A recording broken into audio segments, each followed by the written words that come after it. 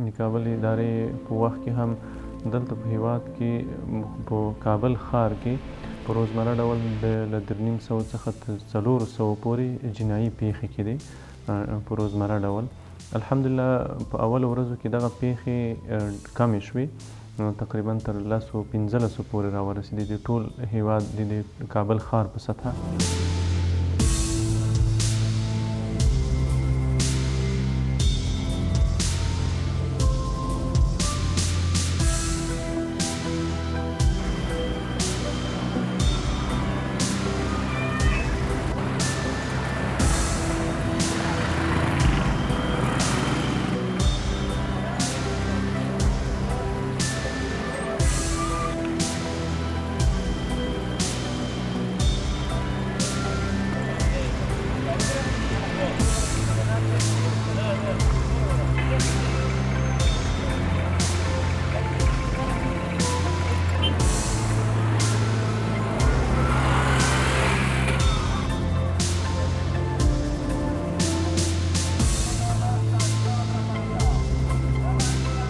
غلو او د هغه خلکو سره چې هغوی د هیوادوالو امنیت اخلالوي او هیوادوالو ته ستونزې ولاړوي، دا خلک ډېر په زیاته کچه موږ نیولي دي. په تېرو څو ورځو کې ډېر خلک نیول شوي دي او هغوی قضایه محکمې ته لیږل شوي دي. د هغوی په اړه به د محاکم پرېکړه کوي، فیصله به کوي او اسلامي امارت په دې اړه ډېر جدي دی.